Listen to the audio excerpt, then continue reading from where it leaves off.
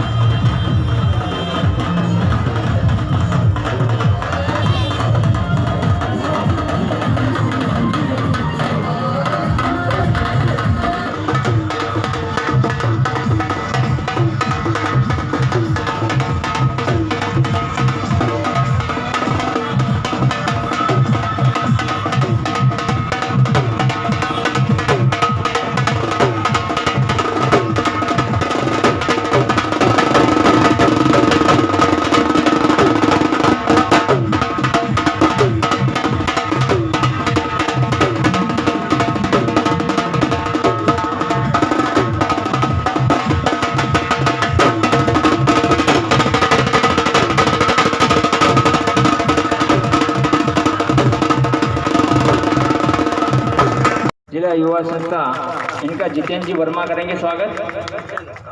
जितेंद्र जी वर्मा। रमेश जी नीनामा भील प्रदेश महासचिव इनका साहब। मांगीलाल जी नीनामा भील प्रदेश भारत राष्ट्रीय संयोजक इनका स्वागत। दिनेश जी चौहान।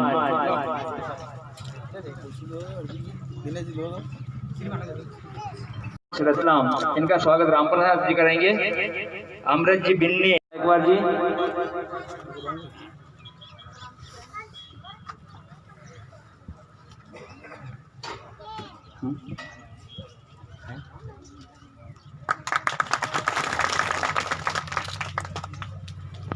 दिलीप जी का स्वागत करेंगे। जुजाजाल जी होकर हमें ये आगे की लड़ाई लड़नी है, चाहे अभी दादा बोल रहे थे ईवीएम के लिए हो, चाहे हमारे किसी भी प्रकार हम पर अत्याचार हो, उस अत्याचारों को लेकर, क्योंकि हम इस देश के शासक हैं और हमें इस देश का शासक कागजों में नहीं, हमें रियल में बनना है। जय जोहार, जय भीम, नमो बुद्धाय, जय हिंद। बहुत ही अच्छा उद्बोधन भाई दिलीप जी का। आपने बोला है कि मुझे प्रतापगढ़ से जो लोग आए थे और उनने जो हर्ष उल्लास के साथ नाच गाने के साथ इस दलोदा नगर में जो रैली निकाली है, मैं सोचता हूँ कि इसी प्रकार के कार्यक्रम हर महीने हर गांव में हो। मैं तन मन धन से आपके साथ हूँ और 100 साला गीदड़ की जिंदगी से एक दिन शेर बन के मर जाओ। गीदड़ की जिंदगी नहीं जीना है, गुलामी नहीं करना है, चाहे कोई भी हो, चाहे मैं भी हूँ। अगर गुलामी मैं भी करवाता हूँ तो उसे नकारा कर दीजिए। आपको बिरसा मुंडा बनना है, घर घर में बिरसा मुंडा बनना है, घर घर में बाबा साहब अम्बेडकर बनना है, घर घर में टांटिया मामा बनना है और मरना तो है। हर जानदार चीज को मौत का मजा चखना है, चाहे एक्सीडेंट से मरे, चाहे किसी के हाथ से मरे, तो कुत्ते की जिंदगी नहीं जीना है भाइयों। गुलामी सहन नहीं करना है। जब तक अपन संघर्ष नहीं करेंगे, संगठित नहीं होंगे और कौम के प्रति वफादार नहीं होंगे तब तक आपको हमें इसी तरीके से पीसा जाएगा। और मैं दलोदा के मुसलमानों से भी आज एक कड़वा सच बोलना चाहूंगा कि भाइयों, खूब जूते खाए आपने, आज भी आ जाओ, आपके लिए मंच खुला है। मैं आपको मंच पर आमंत्रित कर रहा हूं, जूते खा खा के भी आओगे, इसीलिए पहले से आ जाओ। अगर आप लोग इस मंच को साझा करेंगे, इन लोगों को साझा करेंगे अपने साथ, मैं आपको भरोसा दिलाता हूं कि कहीं भी कोई भी मुसलमान व्यक्ति प्रताड़ित नहीं होगा। आप भीमसेना जितने भी जोहर के हमारे जो लोग बैठे हैं, इन सभी से कंधे से कंधा मिलाकर आप चले, इनको आर्थिक सहयोग भी दें। अगर आप इनके साथ रोड पे, मंच पे नहीं आ सकते हैं तो आर्थिक मदद दें, इनको मजबूत करें। बहुजन राज आएगा, आप और हम लोग बैठेंगे, आपके और हमारे मंत्री होंगे, हमारे साथ फॉलो होगी, फिर किसी की औकात नहीं कि हमको कोई छेड़ दे। गुलामी छोड़ दो। जब तक गुलाम रहोगे आपको इसी तरीके से घसीटा जाएगा। और जो घूंघट निकालने वाले जो हमारे लोग हैं, उनसे भी मैं निवेदन करूंगा कि अभी भी सुधर जाओ। बाद में क्या है, आपको जूते खा के भी आना है। और हमारे भाई साहब ने बोला कि शराब में बिक जाते हैं, मैं आपसे बोल रहा हूं कि कोई भी चुनाव लड़े, आप उससे पैसा ले लो, पैसा ले लो, बाकी काम वही करो जो अपने दिल में है, जो बाबा साहब अपने दिल में है और जो बाबा साहब ने बताया वही करो, बाकी पैसे को छोड़ो मत, ले लो। बोले हाँ वोट तुम्हें ही देंगे भाई, ले लो, क्योंकि लुटेरों को लूटने में कोई पाप नहीं है, कोई दोष नहीं है। आप ले लो, इनसे ले लो और अपनी जेब भर लो, बाकी करो वही जो अपने को करना है। इसी के साथ मैं अपनी वाणी को विराम। 250 वोट मिले, और जो लोग हमेशा संविधान को तोड़ने का काम करते हैं, संविधान को नष्ट करने का काम करते हैं, उस व्यक्ति को आपने हजारों लाखों वोट दे दिए। अरे जो वो 35 करोड़ रुपए लेकर, जो व्यक्ति 35 करोड़ रुपए लेकर कांग्रेस से बीजेपी में आया, उसको जिता दिया। यह जागरूकता है। अरे बाबा साहब ने बोला था कि पढ़े लिखे लोगों को भेजो, जानकार लोगों को भेजो, जो भारत के संविधान को पूरी तरह मुस्तैदी से लागू करे, उस व्यक्ति को भेजो। उसने भारत के संविधान को कुचलने का काम किया, लोकतंत्र को हत्या करने का काम किया, उसी को फिर से आपने विधानसभा में भेज दिया। अरे कितनी बड़ी मूर्खता की हम लोगों ने। खैर इस क्षेत्र में अभी चुनाव नहीं था, लेकिन हम लोग इस प्रकार जो काम करते हैं, जन जागृति फैलाते हैं, ये हमारी जवाबदारी बनती है कि जो पार्टी, जो नेता, जो व्यक्ति, जो समाज हमारे लिए काम करे, उसको आगे बढ़ाना चाहिए, ना कि किसी हवा के साथ या पड़ोसी के कहने के ऊपर कभी वोट मत दीजिए, या लालच में आके भी वोट मत दीजिए। वोट देना है तो विवेक से दीजिए, जो विवेक आपको तथागत गौतम बुद्ध ने दिया है, उसके बाद सम्राट अशोक ने दिया है। आज जितने भी सिस्टम लगे हुए हैं, थानों में देख लो या सरकारी महकमे में कहीं भी देख लो, तथागत गौतम बुद्ध का है। जो शेर लगे हुए, 4 शेर नोटों में छपे हुए हैं, राष्ट्रपति, प्रधानमंत्री और जितने भी हमारे राष्ट्रीय ध्वज हैं, उसके अंदर अशोक चक्र लगा हुआ। ये सम्राट अशोक का नाम है, सम्राट अशोक की निशानी है। जो हम बात करते हैं महापुरुषों की, उनमें महापुरुष हमारे सम्राट अशोक हैं। अरे सम्राट अशोक ने राजशाही के माध्यम से इस देश के अंदर बुद्धमय भारत को करा था। उसके अतिरिक्त, भारत के अतिरिक्त कई देशों में उन्होंने अपने बात रखी, जो बुद्ध धम्म भारत में नहीं, विदेशों में, चीन में, जापान में, रशिया, थाईलैंड, म्यांमार में, सब जगह बुद्ध का धर्म चलता है। और यहाँ क्या चलता है? भगवा चलता है, भगवान चलते हैं, 33 करोड़ चलते हैं। और दुखी कौन होते हैं? 135 करोड़। 33 करोड़ देवता होने के बाद भी, 33 करोड़ एक देवता होने के बाद भी 135 करोड़ जनता त्राहिमाम होती है। बेरोजगार घूम रहे हैं, भूखे प्यासे भी घूम रहे हैं। हमारे लोगों के पास में पैसा नहीं है, रोजगार नहीं है, युवा के पास में पढ़ाई नहीं है, तमाम प्रकार के परेशानी डाल दी है। तो बहुत सारे हमारे भाई बोल रहे थे कि दारू लेके आते हैं और वोट ले जाते हैं। मैं बोल रहा हूं जो दारू लेके आए ना उसके माथे पे बाटल वोट देना, पर वोट तो हमारे शिक्षित व्यक्ति को ही देना, जो पढ़ा लिखा वर्ग है, जो हमारा युवा साथी है उसी को वोट देना। साथियों, इन लोगों ने हमारे को नशे में कर करके हमारी पूरी आजादी छीन ली है और षड्यंत्र शुरू से चलते आ रहे हैं। अगर एकलव्य का अंगूठा ना काटा होता ना महाभारत और कुछ लिखी होती।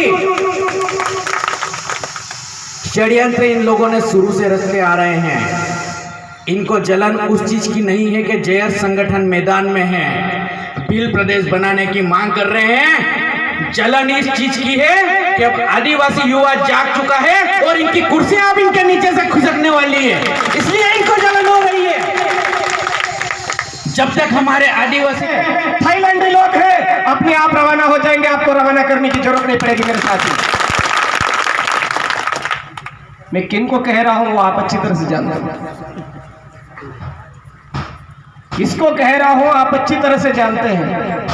इस देश में केवल व्यापारी बनकर के आए हुए लोग, एक भिखारी बनकर के आए हुए लोग आज की तारीख में आदिवासी मूल निवासी के ऊपर कब्जा करके बैठे हैं। वो इसलिए कब्जा करके बैठे हैं कि आपके अंदर डर है,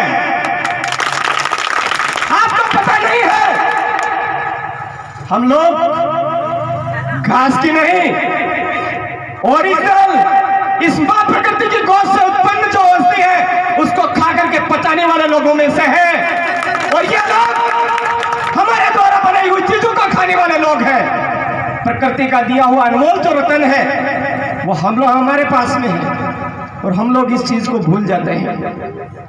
अंग्रेजों के सामने 1854 से सिद्धू कान्हू चांद भैरव ने अपनी क्रांति चालू कर दी थी और शेड्यूल डिस्ट्रिक्ट एक्ट 1874 में जाकर के इस आदिवासियों को 5th शेड्यूल मिला, 5वीं अनुसूची मिली।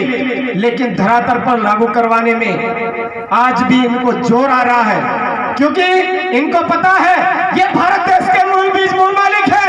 ये जाकर तो हमारी खटिया खदेड़ खाली करवा सकते हैं। वो अंग्रेज जो गौर अंग्रेज थे उनको भगाने में बिरसा मुंडा का गुलाम सफल हुआ और उनको भागना पड़ा। आज के समय में जो काले अंग्रेज है वो भी आदिवासी मूल निवासी की जो भी आवाज होती है उसको दबाने के लिए अगर एससी उठाता है तो उसको जातिवादी का नाम देते हैं। अगर कोई मुस्लिम आवाज उठाता है तो उसको ये आतंकवादी घोषित करते हैं और आदिवासी जब आवाज उठाता है तो नक्सलवादी की श्रेणी देते हैं। ये लोग, इनकी नीयत में खोट है। हमेशा इन्होंने हमारे ऊपर राज करने के लिए हमारे लोगों के बीच में संगठन बनाए। संगठन ही वो बीमारी है साथियों, हमारे समाज को एक जाजम पर खड़ा नहीं रहने दे रही है। जब तक हम संगठन बनाते रहेंगे, जब तक हम संगठन बनाते रहेंगे तब तक हम पीछे खिसकते जाएंगे मेरे साथियों। क्योंकि जितने भी संगठन बनते हैं ये लोग नाम हमारे महापुरुषों का लेकर के बनाते हैं, लेकिन इनकी मनोवादी विचारधारा उस संगठन के जरिए हमारे समाज तक पहुंच जाते हैं मेरे साथियों। ये वास्तव में हकीकत बात है। हमको एक जाजम पे बैठ करके हमारे बाप दादाओं की पुरखाई व्यवस्था है उसके हिसाब से बैठ करके न्याय करना पड़ेगा, व्यवस्था बनानी पड़ेगी। दूसरी बात, हमारे पार्टीवादी सोच। आज तक इन लोगों ने जहां पर हमारा आरक्षित वर्ग है वहां पर पैनल में नाम लिए हैं और जो सबसे नीचे खोपड़ी करके बैठ करके वो जहां कहे वहां साइन करने वाला हो उसको वो सिलेक्ट करते हैं। 73 साल हो गए मेरे साथियों, इनके नियत में खोट है, इसलिए आज दिन तक किसी संविधान के ज्ञाता बहुत ही जल्द सफल होंगे। और हम युवा यह आह्वान कर रहे हैं कि ये जो नशाखोरी पदार्थ आप जो लेते हो उसको बंद करके वही पैसा हमारे समाज के उत्थान में लगाइए, ताकि हमारा समाज सुधरे और जो रहने वाले बच्चे भी बड़े बड़े IAS IPS के पदों पर जा सके। यही हमारा सतत प्रयास चल रहा है। लेकिन इस बार आपने आरोप लगाया है EVM मशीन पर कि चुनाव में जो है आपके साथ एक जो इस टाइप से घटना हो रही है, आपको मत का सही उपयोग नहीं हो रहा है। हाँ, मैं इसे खुलकर बोलता हूँ और निर्वाचन आयोग को भी बोलता हूँ कि निर्वाचन आयोग जो कि एक स्वतंत्र संस्था रहती है वो भी आज भ्रष्ट सरकार के द्वारा बिक गई है। क्योंकि जब आसमान की सैटेलाइट वो रिमोट से कंट्रोल की जा सकती है, तो क्या ईवीएम को हैक नहीं किया जा सकता? और जब जनता मांग कर रही है, जहाँ पे पहली ईवीएम अमेरिका ने बनाई थी, अगर वहाँ पे भी बैलेट पेपर से चुनाव हो रहे हैं तो यहाँ पर भी बैलेट पेपर से चुनाव होने चाहिए, क्योंकि इनको पता है जनता इनको नहीं चाह रही है, जनता रोड पे उतर आ रही है। इसलिए ये तरह तरह के षड्यंत्र रचते रहे हैं, ईवीएम को हैक करके वोट ले रहे हैं, क्योंकि इनको विश्वास अब जनता पर नहीं रहा है, युवाओं पर यह नहीं रहा है।